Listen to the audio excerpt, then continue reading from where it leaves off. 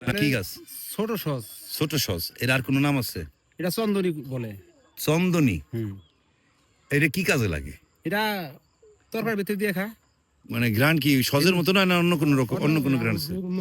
এটা হলো উন্নত মানের গ্রান, মানে এটা খাইলে হিন্দুরা আচ্ছা বেশিরভাগ। আচ্ছা, কিসে দেয়? এটা দেয় হলো ডালের ভিতরে। ডাইলে? আর একটু পাতা ছিলেন তো দেখি কেমন লাগে গ্রান। আমি একটু খেত খারাপ নেন নাকি? না, কিন্তু গুয়ামরির গ্রান। হ্যাঁ, ওইরকমই গ্রান। অনেকটা গুয়ামরি তো না, না না, গুয়ামরি না। কিন্তু গ্রানটা গুয়ামরির। এর এক সতের দাম হলো 7,000 টাকা। এর এক মন। হ্যাঁ। এইখানে কিরকম খরচ পড়ছে বেচারার?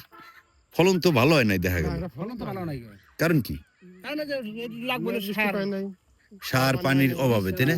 ও, এটা হচ্ছে ছোট সস আমরা যেটাকে বলি। চন্দনী। আর আমাদের আঞ্চলিক ভাষায় বলে চন্দনী। হ্যাঁ। এই ডাউলের ভিতরে মানে ঘ্রাণের জন্য পাঁচফোড়ন জাতীয় জিনিসের পাঁচফোড়ন ভিতরে বানাই দিয়ে। পাঁচফোড়ন বানানোর যে হ্যাঁ। জিনিসটা সেটা দেখালাম। এলাম চন্দনী গাছ বা ছোট সস।